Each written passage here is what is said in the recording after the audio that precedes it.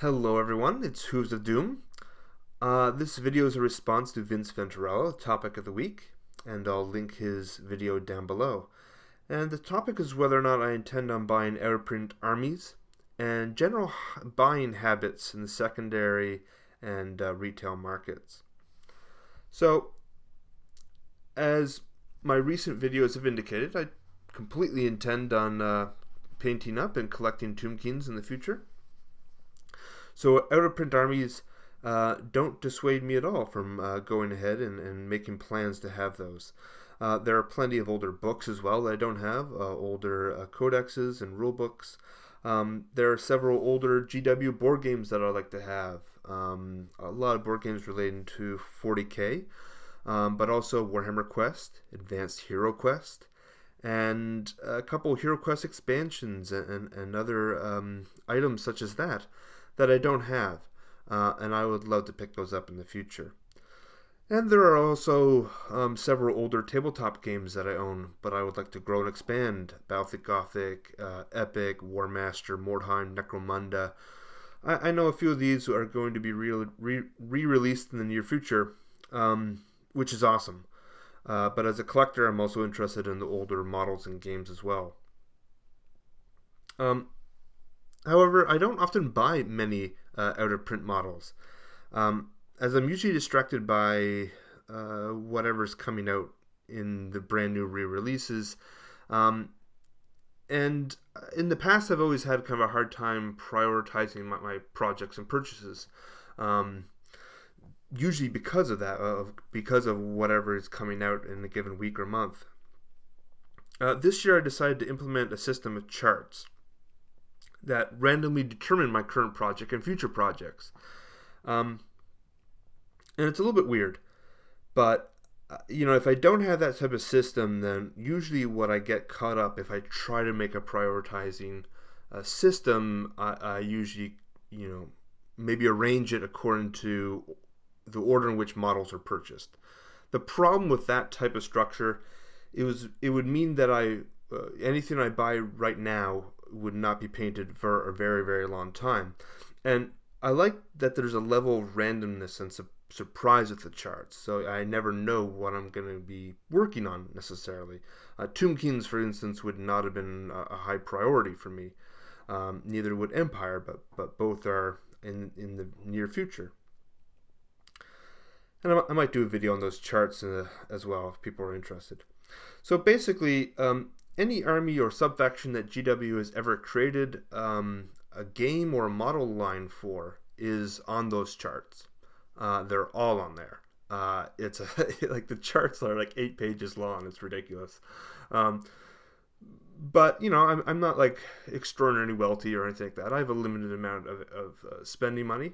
So if I do roll for an out-of-print army or game, I'll probably make a fairly limited purchase. And maybe buy like a unit or two, more for display purposes, more to have like the historical side of the game, and then slowly build up that force over a number of years if I keep rolling for that on the chart. So, how much do I utilize the secondary market? Well, obviously, if you want out-of-print models, that's really the only place to go. eBay is obviously a good spot. But to be honest, I've not really used eBay as much as perhaps I should. I have started to shop and look on eBay a little bit more frequently, and I've also been putting up bits and pieces for sale as well.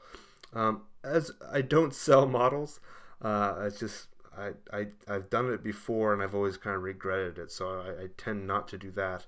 But I have plenty of spare bits. I'm not much, I don't do a lot of conversion or anything like that. So anytime I get spare weapons in a box now, my habit that I'm starting to do is a turn around, put those right on eBay. And, you can sell those half decently. But eBay is obviously the best place to look for out-of-print armies. But the prices can be pretty steep. Generally, you can find good deals.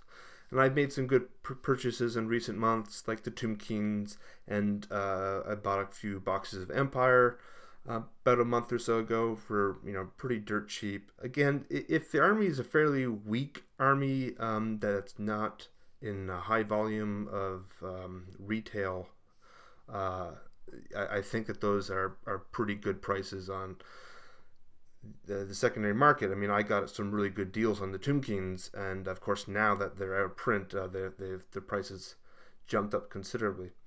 But I would say in general, it's good for like the basic core troops. The basic boxes are pretty good on eBay. The only thing that makes me a little bit worried sometimes is the cost of shipping the model. Sometimes that's a little bit steep. You just really need to watch each of the entries that you're looking at. Most people probably don't consider Amazon too often, but I actually use it fairly frequently. Sometimes the prices are heavily inflated, but other times you can find some great deals on new and used products. There's obviously no auction, but sometimes a particular book or something will have a number of used copies, and those are essentially all competing against one another for the lowest price. And sometimes you find that they post things, this is, I guess, the same as eBay, but sometimes people post things that they don't realize the value, so they can be really cheap there as well. I find Amazon to be very good for books, especially older codexes, things that might show up at like a bookstore, and the owner puts it on Amazon, not quite knowing maybe how much it's worth. Books in general can be really cheap on Amazon. I've been buying pre-orders for Black Library books. They're brand new releases, hardcover books, and you can get them for like $11. I've seen old out-of-print comics on Amazon and things like that, which I like. I like collecting Warhammer comics as well, so I might keep an eye on that. And just as one of the reasons why I go to Amazon fairly frequently is because I never use a debit card to make purchases. I always use my credit card, and then I go and immediately pay it off. And I can generate quite a bit of points. And there might be other credit cards that are a bit better, but I kind of like the Amazon card simply because it allows me to get about $20 or $30 a month in product off Amazon for free. Craigslist, sometimes you can find some good stuff on there. It can be rather limited, so far as most people aren't too keen on putting stuff in the mail, and you generally have to be within commuting distance. Sometimes that's a big pain. I think it really, if you're in a major urban area, you'll find quite a bit on there. If you're in the country, probably not. I've found some good deals on Craigslist, and sometimes you'll actually find out-of-print models and armies there as well. A couple years back, I got a good deal on Craigslist, and it ended up getting quite a large amount of out-of-print models because he basically threw them on top of everything else because he didn't know what they were or how much they were worth. So I got like the old zombie dragon and an undead regiment of renown from the 80s on top of everything else, which I purchased, and that was all for free essentially. So sometimes it can be very handy to identify the older models, or really hard to identify older models, and that can lead to people not knowing how much they're worth. Some people really don't like older models, and so they want to get rid of them ASAP. I really like that attitude. So, if anyone has any models that they absolutely don't want, I'm more than happy to take them all. Yard and moving sales.